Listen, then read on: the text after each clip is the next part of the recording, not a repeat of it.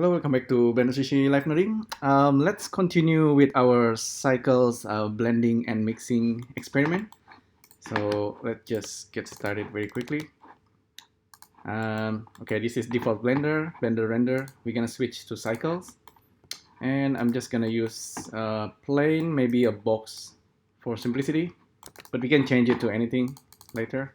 So this is mixing, blending. So mixing and blending is a very powerful concept, especially in cycles render. So let's give this to the same material. I think by default, yeah, just gonna delete that, create a new material, and give the same material to the plane. So now we have this default diffuse BSDF. You can change it to anything, principal BSDF. This is actually one of the most powerful material.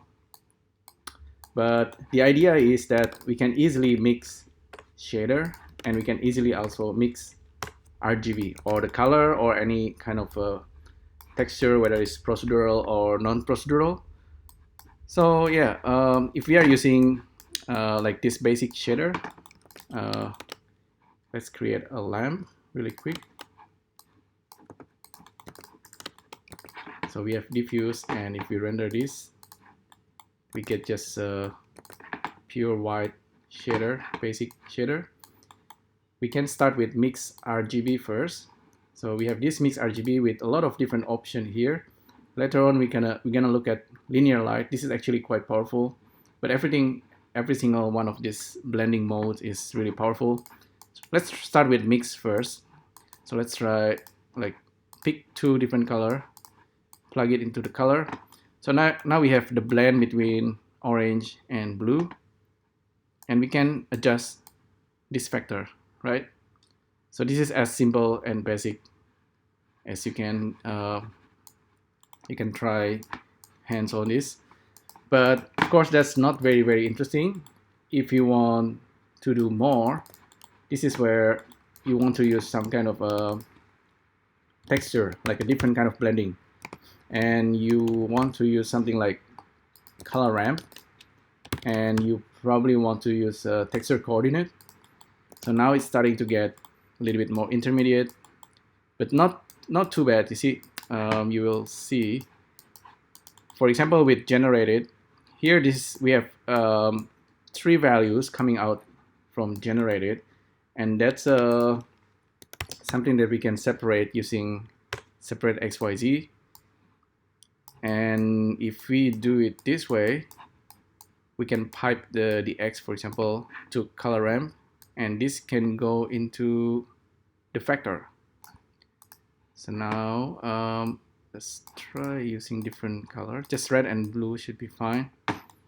So we got the blend, a ramp between these 2 values. Because of course, if we just plug in the color ramp into the color, you get the blending. And you can adjust the color ramp if you want like super sharp division there. And of course, you can use the X, the Y, and the Z. You probably already know this. But on top of this, if you want to do like a blending between red and blue in a nice way, you know, like let's say, instead of just having this, we want to blend the color, kind of like animate the color. How do you do that? You can of course animate this color ramp slot, but that's gonna be a little bit hard. You need to control 2. Sometimes you have more. So you can use vector math in here, and you can just animate this value, one of this value. I think it's a lot easier if you just use mapping. So with this generated value goes in there, this goes in here. We can see this is the Y, so we can kind of play with the Y. So this is how you can animate the blending or mixing between 2 values. You probably already know this. If you don't know, this is good. Another way, a little bit more advanced way, is sometimes you can actually cheat using brightness and contrast. So let's say if you're blending not just with a color ramp, you want to do maybe like a Musgrave or Voronoi or whatever procedural color, you can do it this way. So here with Musgrave texture plug into the color ramp, we can have some sort of blending, right? Because with Musgrave, of course, we get like black and white variations between two values that goes into the factor of the mixing. That's why we have this blend. If you want to cheat, sometimes you can just use brightness and contrast, and this way you can blend. You can easily blend between the two color, and you get that kind of nice mixing. So that's a quick trick. Sometimes it doesn't always work, but when it works, it's really, really powerful. So that's a quick trick. Another way is if we have this color ramp and you want to blend it with something like Voronoi, and let's use cell. And before we mix it here, we can use the mix RGB, and use it at linear light. Plug the color there, factor of 1, plug into the factor of this guy, and you can see now you have the ramp, and you also have this cell. And in a way, it's kind of like super useful if you want to blend between these two colors. And you can still animate. Is it in the Y? No, it's in the X now. Just animate the blend. Maybe I did it incorrectly. Supposedly we can blend the two. Maybe, yeah, I just flip this color, so the Voronoi texture is on top.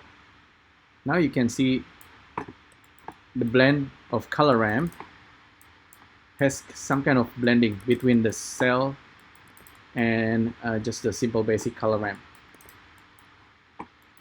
So if we're now animating the X, it's almost like there's this really kind of funky blending happening.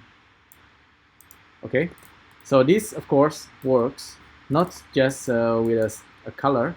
You can also mix the shader. So if you have like two principal shader, so this one you can set it to metallic, this one you can set it to glass, maybe glass transmission on, and you have this guy right here. You can kind of blend using the same value, goes into the factor, and now you can see there's a blend between metal and the other color, which is more like glass. If I turn on the transmission all the way, it's become glass. So now you can mix between these two simply by animating the X or the Y. It's depending on which direction. So this should work in all three axes. So this is pretty cool, right?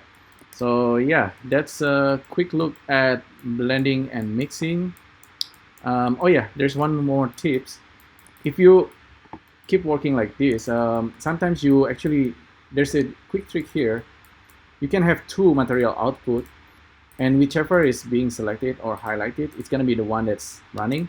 So you can quickly kind of like make like some kind of like a test.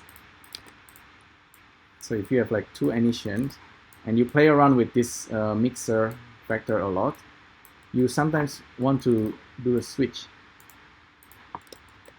Very, very quickly, you can do that. Yep, so that's how you do it. Sometimes you want to check, okay, it's almost like a viewer node in Blender Compositor. So there you go, that's how you can kind of work with a mixer, mix shader, and mix RGB using this value. So at any time in point, you can always kind of group this, or even turn it into a node, right? Just group it. Okay, hopefully you find this useful. Let me know what you think, and I'll see you next time. Thank you. Bye.